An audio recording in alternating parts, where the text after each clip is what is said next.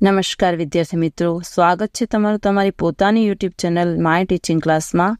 આજે આપણે ભણીશું ધોરણ 8 વિષય કમ્પ્યુટરમાં પાઠ 1 કમ્પ્યુટર પરિચય। ચાલો વિદ્યાર્થી મિત્રો, જો તમારા શિક્ષકે તમે સમજાવી હશે કમ્પ્યુટર એટલે શું તેના વિશેનું તમે આ પહેલા પાઠની અંદર ભણ્યા હશો, તેના ફાયદા શું છે, બરાબર, અને તેના કમ્પ્યુટરના ભાગો કયા કયા છે એ બધું તમને તમારા ટીચરે સમજાવી દીધું હશે। તો આજે આપણે કમ્પ્યુટર વિશે સમજીને એના વિશેનો સ્વાધ્યાય પૂરીશું। તમારી સાથે સ્વાધ્યાય પૂરતા જ આવ્યું તેમને બધાને શુભેચ્છા। ચાલો વિદ્યાર્થી મિત્રો, સ્વાધ્યાય ચાલુ કરીશું। પ્રશ્ન નંબર 1 છે, સૂચવેલા વિકલ્પો પૈકી જે સાચો વિકલ્પ હોય તેની સામે આપેલા વર્તુળને પેનથી પૂર્ણ ઘટ કરવાનું છે। ચાલો પેલું છે, કોઈ કાર્ય કરવા માટે કમ્પ્યુટરને આપેલી તર્કબદ્ધ ક્રમબદ્ધ સૂચનાઓના સમૂહને શું કહે છે? તેમાં આવશે બી, પ્રોગ્રામ। જોઈ શકો છો વિદ્યાર્થી મિત્રો। પછી છે, તમે જોઈ શકો અને અડી શકો તેવા કમ્પ્યુટરના ભાગને તેમાં આવશે એ, હાર્ડવેર કહે છે। તેમાં શું આવશે? એ, હાર્ડવેર। પછી બીજું, પ્રોગ્રામ મુજબ કમ્પ્યુટર ઇનપુટ પર કાર્ય કરે તેને તેમાં આવશે સી, પ્રોસેસિંગ કહે છે। ચોથું, ઇનપુટ પર પ્રક્રિયા કર્યા પછી જે માહિતી તૈયાર થાય તેને આઉટપુટ કહે છે। અને પાંચમું, હવામાનની આગાહી કરવા માટે સુપર કમ્પ્યુટર્સનો ઉપયોગ થાય છે, એમાં આવશે સી ઓપ્શન। છઠ્ઠું, મોનિટર પર તમે નાની ઊભી લીટી ઝબૂકતી જુઓ છો તેને શું કહે છે? તેમાં આવશે સી, કર્સર। પછી છે સાતમું, મોનિટરને વિડીયો પણ કહે છે, સાતમામાં આવશે બી ઓપ્શન। આઠમું, એ માઉસને પોઇન્ટિંગ ડિવાઇસ પણ કહે છે। નવમું, સીપીયુને કમ્પ્યુટરનું મગજ કહે છે। 10મું, રેમ એ અસ્થાયી મેમરી છે। 11મું, બાઇટ એ બાઇનરી અંક છે।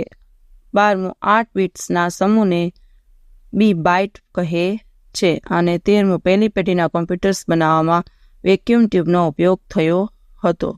14મું, બીજી પેઢીના કમ્પ્યુટર્સ બનાવવામાં ટ્રાન્ઝિસ્ટરનો ઉપયોગ થતો।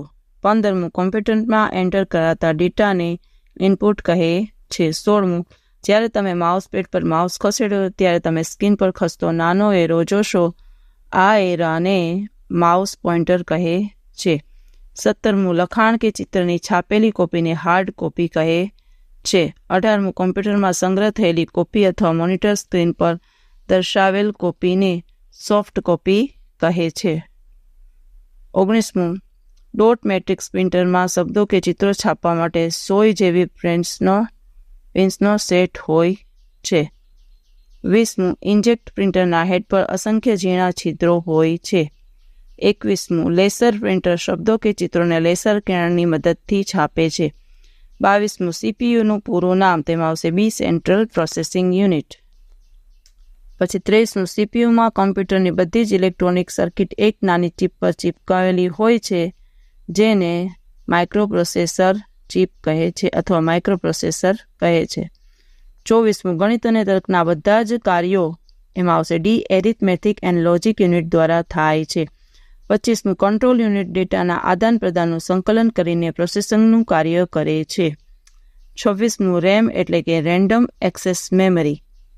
27મું, રોમ એટલે રીડ ઓનલી મેમરી। 28મું, યુએસબી ફ્લેશ ડ્રાઈવ 265 GB જેટલા ડેટાનો સંગ્રહ કરી શકે છે।